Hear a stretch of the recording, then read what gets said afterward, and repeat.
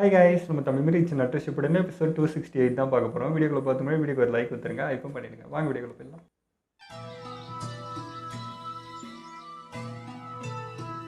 என்ன பார்த்து வந்து இல்லை அமைதியான ஒரு மியூசிக்.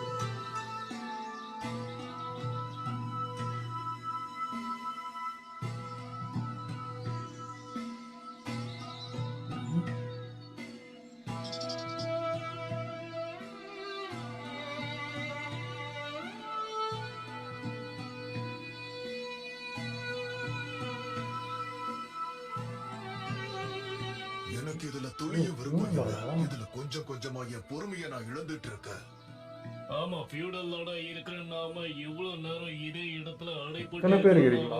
எதிர்பார்க்கறாங்க. இந்த கஷ்டத்தை நம்ம கொஞ்ச நேரத்துக்கு பொறுத்துக்கிட்டா போதும். போர் முடிஞ்ச பிறகு ஒரு நம்ம ஊருக்கு நிச்சயமா இருக்காங்க நம்ம போல பட்ட 5 பேர். கஷ்டத்துக்கான பலனை அனுபவிக்கலாம். ஒரு தெளிவு கிடைக்கிற வரைக்கும் நம்ம எல்லாரும் கொஞ்சம் பொறுமையா இருந்து தான் பார்ப்போமே. என்ன ஆயிட போகுது?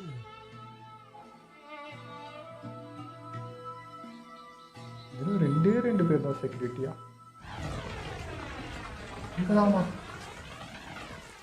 இதுதான் அந்த இடமா?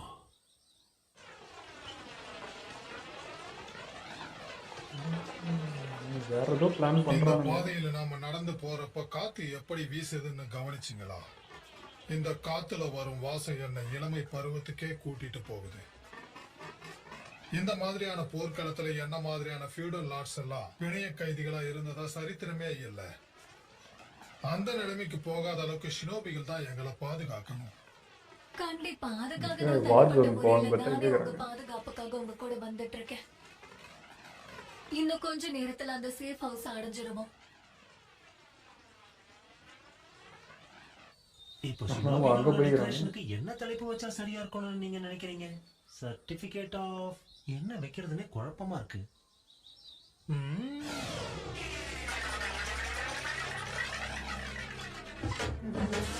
எதிரியா?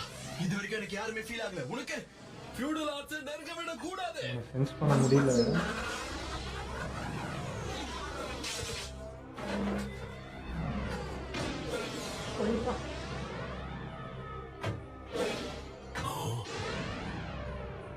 புடிச்சிட்டேன். அப்பட்டா உனக்கு விபூதி அடிக்கிறாங்களா? ஏய் என்னடா இவ்வளவு சப்பையாயிட்டு? இதை நான் எதிர்பார்க்கவே இல்ல. இவனுக்கு எஸ்கேப் ஆகிறது ஈஸி தான். அவன் தப்பிச்சிட்டானே. ஆனா விபூதி அடிச்சிட்டாங்க. ஆக்சஸுக்கு உடனடியா தகவலை தெரியப்படுத்தணும். ரொம்பவே அருமையா இவர் பாரியா ஜாலி. யோசிச்சிருக்கேன்.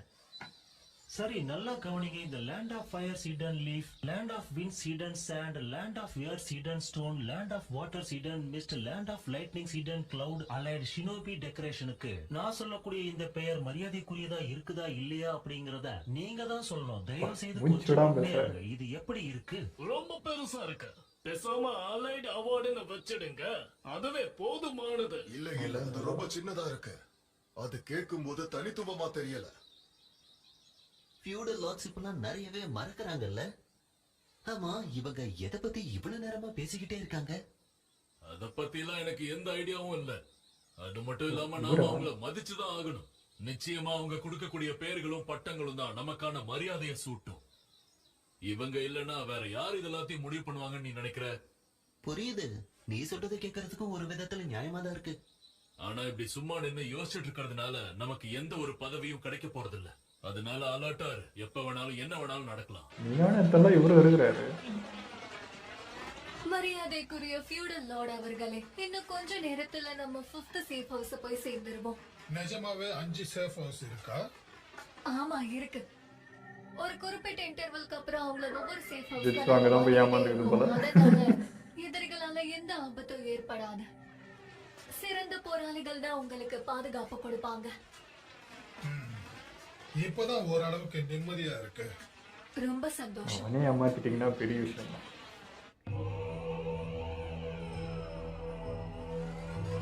தம்பி செடிய அவனுக்கு என்ன குறைச்சு எடை போட்டுட்டானுங்க. நான் தான் பிளாக் ஜெட்ஸு. நீ தான் குறைச்சி இடம் போட்டுக்கிற.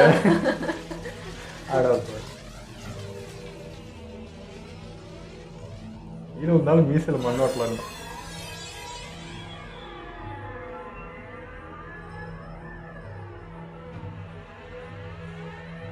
இந்த இடம் எனக்கு சொந்தமானது. நானும் இந்த நிலத்துடைய ஒரு பகுதி தான். ஆனால் ஏமாந்துட்டியா இங்கேயா? ஓகே சொல்லுவா.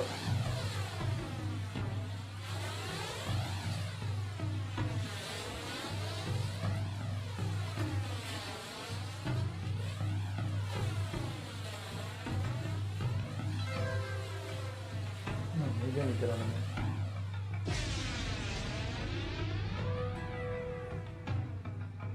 நான் தாருவி. கடற்படையை பாதுகாக்க என்னை ஏன் தேர்ந்தெடுத்தாங்கன்னு நான் அவங்களுக்கு காட்டுறேன்.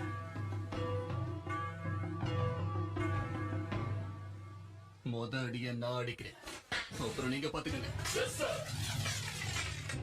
Lightning style black panther.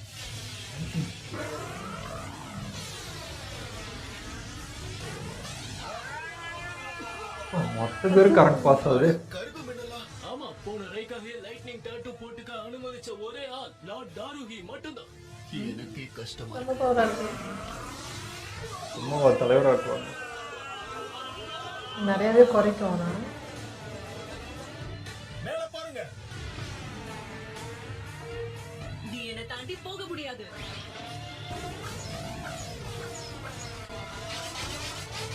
Keep attacking. Don't let up. ரொம்ப மழையே போயிடுச்சு.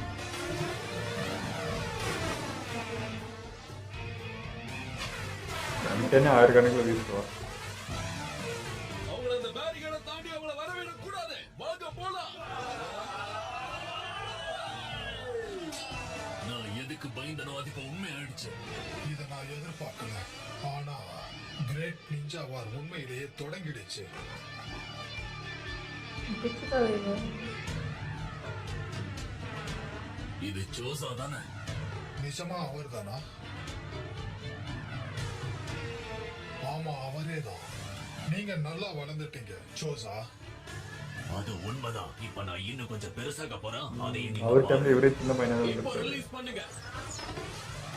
8 ட்ரைகிராம்ஸ் ஹோம் ரொட்டேஷன்.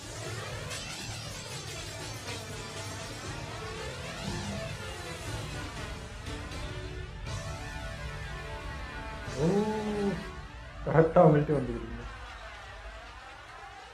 அண்ணா, தம்பி. என்ன மன்னிச்சிருங்க. கிளை குடும்பத்தோட நபரான அவங்கள பாதுகாத்திருந்திருக்கணும். ஆனா இப்ப எதிர்க்க வேண்டிய சூழ்நிலை வந்துருச்சு. உங்களை மதிக்காம இருந்ததுக்கு இதுதான் என்னோட தண்டனைன்னு நினைக்கிறேன். நானே நினைச்சாலும் என்னோட உடம்ப கட்டுப்படுத்த முடியாது. இந்த ஊருக்காக நானே என்ன தியாகம் பண்ணணும்னு நினைச்சா கூட இப்ப என்னால எதுவும் பண்ண முடியாத நிலைமையில இருக்கேன். நெஞ்சி பார்த்தாலே எமோஷன் ஆயிடுவோம். எனக்காக நெஜி கிட்ட உங்களால ஒண்ணு சொல்ல முடியுமா? முக்கிய குடும்பத்துக்காக நான் என்ன தியாகம் பண்ணிட்டேன். அவன் என்ன தப்பா நினைச்சுக்க போறான். என் குடும்பத்துக்காகவும் என் ஊருக்காகவும் நானே ஒரே மனசோட இந்த முடிவை எடுத்தேன். அவங்கிட்ட சொல்லிடுங்க. இதுதான் உண்மையான விடுதலைன்னு நான் நம்புறேன். அவன் தெளிவாயிட்டான். மறுக்க முடியாது. கிளை குடும்பத்தோட ஒரு நபரா இதுதான் என்னோட விதின்னு நான் நம்புறேன்னா. ஆனா அப்படி ஒரு விதி எதுவுமே இல்ல. அத நிரூபிக்கிற வகையில தான் என்னோட பொண்ணும் உன்னோட பையனும் இந்த போர்ல இங்க பங்கெடுத்துக்கிட்டு இருக்காங்க. நெஜி, அப்புறம் லேடி ஹினாட்டா.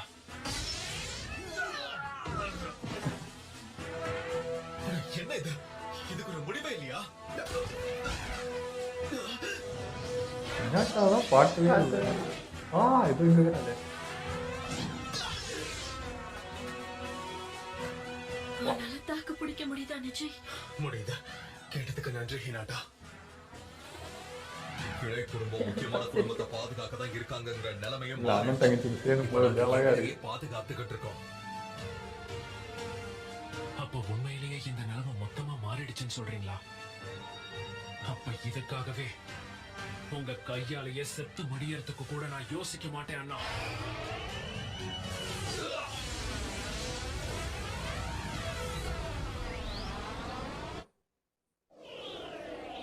இங்கேயா? இங்கே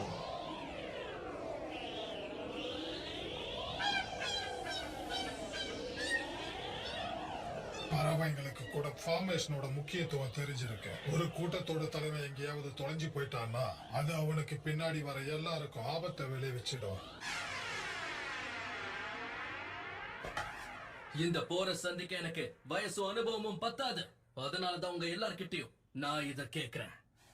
தயவு செஞ்சு இந்த போர்ல எனக்கு உதவி பண்ணுங்க. கண்டிப்பா, நிச்சயமா நாங்க பண்ணுவோம். நிச்சயமா நாங்க பண்ணுவோம். அவனால முடியாதுன்னே ஒரு மாதிரி பார்க்குற மாதிரி இருக்கு.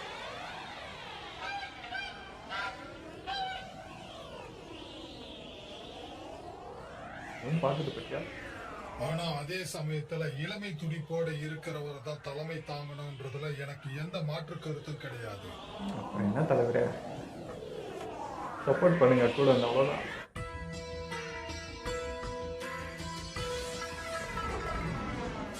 இங்கேயா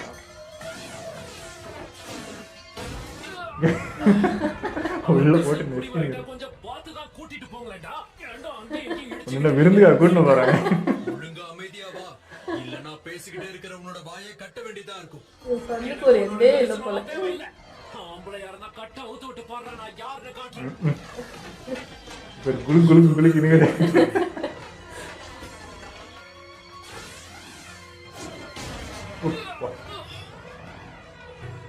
என்ன நின்னுட்டானுங்க? சியோ பாட்டி நீங்களுமா? அடடா, காண்கிறோம். சசோரியோட கதையை நீயே தனியா முடிச்சுட்டேன்னு கேள்விப்படும்போது ரொம்ப பெருமையா இருக்கு. இந்த குரலை நான் கேட்டிருக்கேன். உதவி செய்ய வந்தா முதல்ல அந்த வேலையை பாருங்க, அப்புறம் பேசலாம். இவனுங்க குடுக்கிற பிரஷர்ல நான் வெடிச்சிருவேன் போல இருக்கு. இல்ல, நீ தப்பா சொல்ற. நீ வெடிக்கவே கூடாதுங்கிறதுக்கு ஏத்த மாதிரி தான் லாக் பண்ணிருக்காங்க. என்ன நான் சொல்றது கரெக்ட் தானே? ஆமா, நீ சொல்றதும் சரிதான். அதுக்கு நீ எவ்வளவு நேரம் அமைதியா எல்லாத்தையும் வெடிச்சு சரி இருப்பானே நினைச்சேன். அகாட்ஸ்கியும் சரி, 5 ஷினோபி நேஷன்ஸும் சரி, எல்லாரும் என்ன பொறுத்த வரைக்கும் எதிரிகள் தான். உங்க யாருக்குமே உதவி பண்ண எனக்கு விருப்பம் இல்லை. எல்லாருக்கும் நீ எதிரின்னு சொல்லு. கட்டுப்படுத்துறதுனால நான் விரும்பலனாலும் என் உடம்பு அசையதான் செய்யுது. மறுபடியும் ரீஅனிமேஷன் ஜுட்சுவா? சியோ பாட்டியை விட கூட இருக்கிற இவனுங்க ரொம்ப ஆபத்தானவங்களா இருப்பாங்க போல இருக்கு. இது மாறும் தங்கறானே. கண்டிப்பா பிரிஞ்சு போய் சண்டை போடுறதுல எந்த ஒரு பிரயோஜனமும் கிடையாது.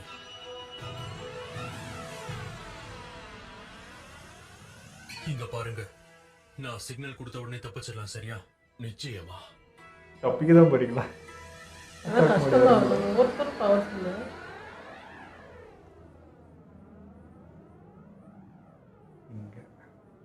நாலா பக்கம் காட்டு.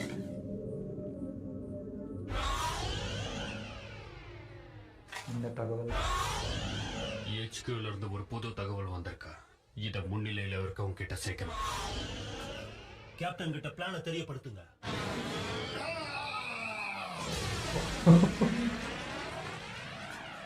புது டாக்டிக்கல் ஆர்டர் சார், HQல இருந்து நமக்கு அனுப்பி இருக்காங்க.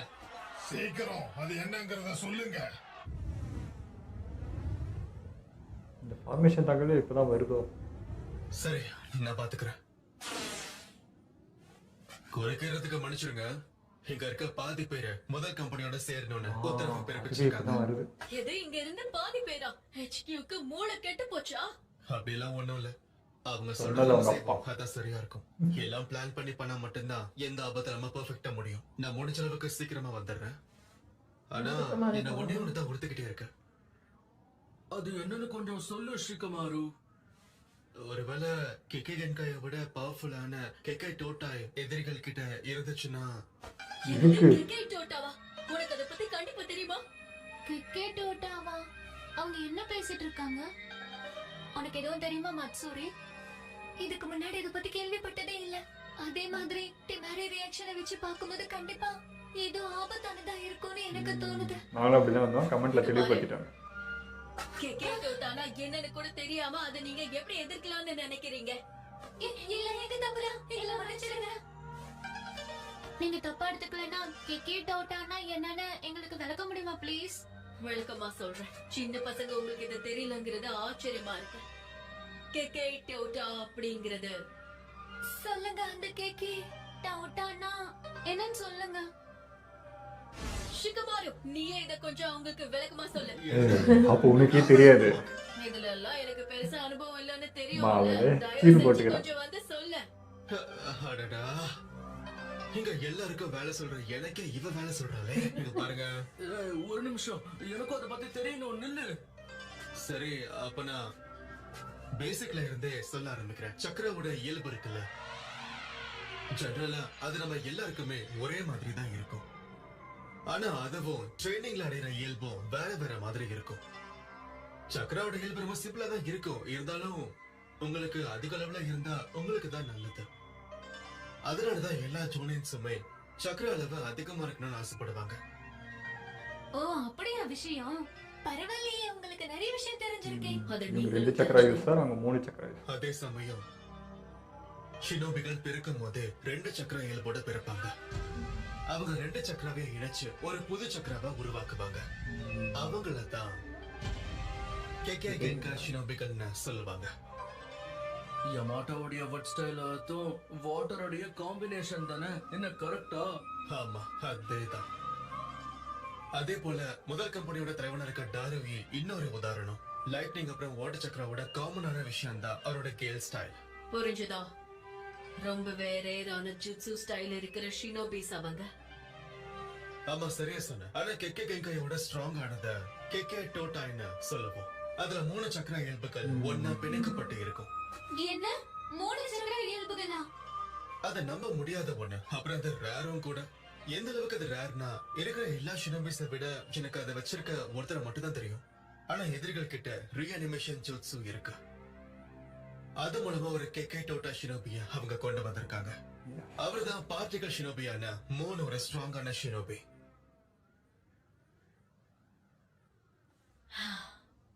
சீக்கிரமே அவரை எதிர்க்கிறதுக்கு ஒரு திட்டத்தை தயார்படுத்துங்க. எனக்கு ஒண்ணு புரியல. இவ்வளவு பயங்கரமான ஷினோபியை எதிர்க்க வேண்டிய இந்த நேரத்துல நாம எதுக்காக நம்ம படைய 2ஆ பிரிக்கணும்னு சொல்லு. அது எனக்கும் புரியுது. ஆனா ஹெட்குவார்டர்ஸ்ல யோசிக்காம இந்த மாதிரி ஒரு ஐடியாவை நிச்சயமா சொல்லிருக்க மாட்டாங்க. அதுவும் இல்லாம இப்ப நம்ம படையிலேயே கெக்கே டோட்டா இருக்கக்கூடிய ஒரு ஷினோபி கலை இறங்கிருக்காரு. இதை என்னாலேயே சமாளிக்க முடியும். நீங்க எதுக்கு தேவையில்லாம இங்க வந்தீங்க? என்னோட வெறுப்பை தூண்டி விட்டதே நீதான். அது இருக்கட்டும், எனக்கு ஒரு சின்ன சந்தேகம். கடைசியா நீங்க எல்லாரும் எப்போ போர்க்காலத்துல சண்டை போட்டீங்க?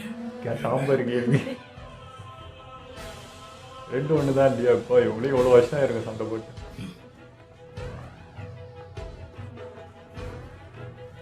நான் யாரு என்ன பண்ணணும்னு நிரூபிக்க வேண்டிய கட்டாயத்துல இருக்கேன். ஒரே கேள்வி லாஸ் பண்ணிட்டேன்.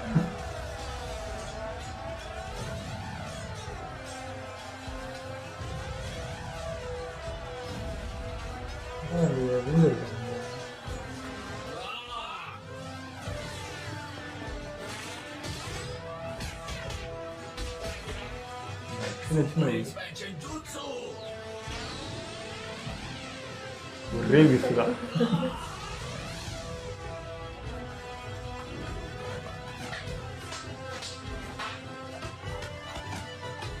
அந்த சாதாரணமா தெரியுது, இம்பாக்ட் எப்படி இருக்குது.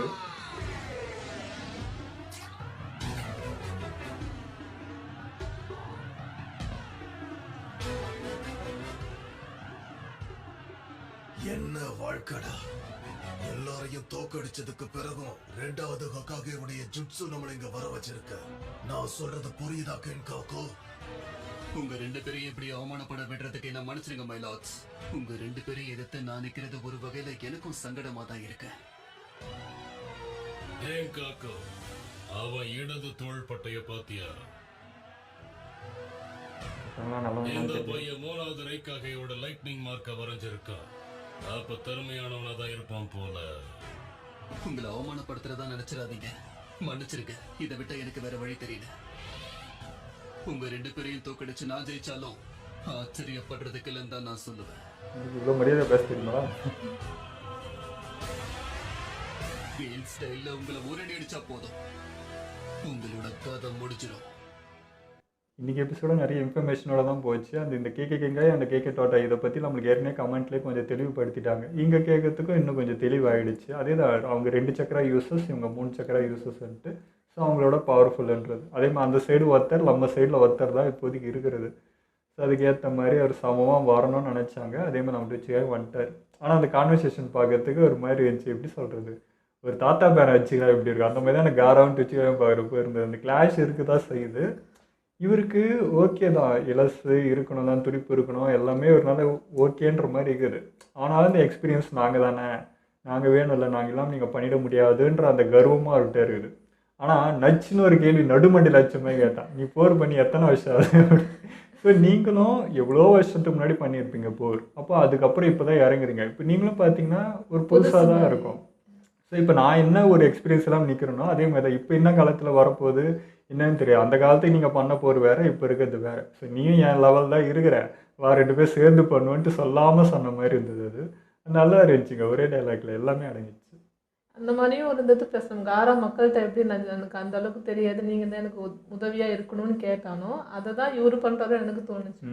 நம்ம தான் இவங்களுக்கு நின்று வழிகாட்டி எல்லாம் பண்ணணும் அப்படின்ற மாதிரி தான் இருந்துச்சு. அது அழகாக போச்சு. இங்கே பார்த்துப்பாங்க, இவரும் வந்துட்டாரு ஓகேன்ற மாதிரி தான் இருக்குது. பட் மிச்ச இடத்தெல்லாம் பார்க்குறதுக்கு பதட்டமாக தான் இருக்குது. ஏன்னா அந்த பக்கம் பார்த்தீங்கன்னா இது எலும்புக்கூடு கிமிமாரு, அதுக்கப்புறம் பாட்டி, இவங்கெல்லாம் ரொம்ப மோசமாக. அதான் ஆன்சு, இவங்கெல்லாம் சொல்லவா வேணும், பெயின் கூடயே இவங்கெல்லாம் வந்து ஃபைட் போட்டவங்க. இந்த மாதிரி ஆளுங்கள்கிட்ட வந்து இவங்க எஸ்கேப் ஆகிடலான்றான் காங்குரு.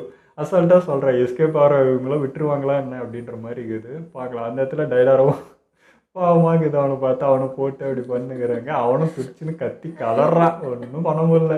எப்படி மாஸ்க் கட்டி சுற்றி நின்றவன் வச்சு செய்கிறாங்க. எனக்கு டெய்லியரை பார்க்கும்போது வடிவேல் காமெடி நினைக்கிறேன். ஏதோ என்னடா வாய் மேலே போனால் பேச்சு குறையிலன்னு ஏதோ ஒன்று வரும்ல, அந்த மாதிரி தான். என்ன பண்ணி எப்படி ஆட வாய் மட்டும் உயரதே இல்லை, பண்ணாதான் இருக்காங்க. அடுத்து பிளேஸ் ஏல நடக்கிறது தான் எனக்கு கொஞ்சம் இதுவாக இருந்தது. ஓகே, இவங்க அந்த ஜிட்ஸோ அதெல்லாம் ஈஸியாக சமாளிச்சிடுறாங்க. பட் இந்த கோல்டன் சில்வர் பிரதர்ஸ் இவங்களை பற்றி தான் நம்மளுக்கு வந்து ரொம்ப ஐ பில்டப் கொடுத்தது. ஸோ அவங்கள்ட்ட நிற்கிறாங்க, இவனும் கான்ஃபிடென்ட்டாக தான் பேசுகிறான், முடிச்சிருவேன்ற மாதிரி. பட் இவங்களை பற்றி சொல்கிறப்போ நம்ம ரைட்காக அவரே கொஞ்சம் வந்து பதறினார். ஸோ இவன் பேசுகிறான், இருந்தாலும் கொஞ்சம் டவுட்டாக தான் இருக்குது. இவங்க 2 பேருக்கு ஒரு ஸ்பெஷலாக சொல்லியிருக்காங்கன்னா சும்மா சொல்லியிருக்க மாட்டாங்க. அண்ட் 9 பவரை எக்ஸ்டெண்ட் பண்ணி வச்சுருக்காங்கன்ற ஒரு இதுவும் இருந்துச்சு. ஸோ பார்க்கலாம் இங்கே என்ன நடக்குதுன்ட்டு. அண்ட் அங்கே ஃபியூனல் ஆடுக்கு வந்து அங்கே ஸ்பெஷலாக ஏதோ பண்ணியிருப்பாங்க அப்படின்ற மாதிரி அவங்க பாதுகாப்புனா 2 சிக்னல் போட்டு வச்சுருக்காங்களே அப்படின்ற மாதிரி இருந்துச்சு. பார்த்தா 5 வச்சு அவங்களே கன்ஃபியூஸ் பண்ணிட்டாங்க. ஜெட்ஸெல்லாம் இவ்வளோ ஈஸியாக ஏமாற்றிடுவாங்க சத்தியமாக எதிர்பார்க்கல. அதேமாதிரி சரி மெயின் ஃபியூனல் ஆடுக்கு ஒரு நிறைய பேர் வைப்பாங்க. பார்த்தா அங்கேயும் 2 பேர் தான். இந்த குச்சி எப்பவுமே வாயில் வச்சுட்டு பார்த்தீங்கன்னா அங்கங்கே வருவார். அவரும் பார்த்தீங்கன்னா மெயினான ஒரு இதுக்கெலாம் அவர் தான் மெயினாக நிற்பார். அவரை பற்றி ஆனால் பெருசாக அவன் பேசினதெல்லாம் பார்த்துடலாம். ஆனால் அடிக்கடி பார்க்குறோம் அவரும். ஸோ அவர் இங்கே ஃபியூனல் ஆடுக்கு போட்டிருந்தாங்க. நிறைய பிளான் தான் போகுது. அதே மாதிரி நம்ம மிஸ்ஸுக்காக அவங்க வந்து நான் வந்து களத்துக்கு வருவாங்க அப்படின்னு நினச்சேன். பார்த்தா அவங்க பாதுகாப்புக்கு இவங்க கூட போயிட்டு இருந்தாங்க. அது மாதிரி எல்லா பக்கமும் போகுது, 4 பக்கமும் எல்லா பக்கமும் பரபரன்னு இருக்குது அப்படின்றது தான். பார்க்கலாம் எப்படி போகுது. நம்ம சைடு இப்போ வரைக்கும் எல்லாமே ரொம்ப பாசிட்டிவாக தான் போயிட்டுருக்கு. ப்ளஸ் எல்லாத்தையும் தடுத்துடுறாங்க, சமாளித்து நின்றுடுறாங்க. அது பார்க்குறதுக்கு எல்லாமே நல்லபடியாக போயிட்டுருக்கு அப்படின்னு தான் தோணுது. நம்ம ஜெட்ஸு படம் கூட எப்படி சமாளிப்பாங்கன்னு நினச்சேன். பட் முக்கால்வாசி நிறையாவே அது போட்டு போட்டு குறைச்சி பண்ணிகிட்டே தான் இருக்கேன். எத்தனை வாட்டி வந்தாலும் இந்த சைடு இருக்கிற பவருக்கு வந்து அந்தளவுக்கு ஈக்குவலாக நல்லா தான் போயிட்டுருக்கு. ஓகே, இதெல்லாம் மீடியம் முடிச்சுக்கோ. மறக்காம ஷேர் பண்ணுங்கள், மறக்காமல் சப்ஸ்கிரைப் பண்ணிடுங்க.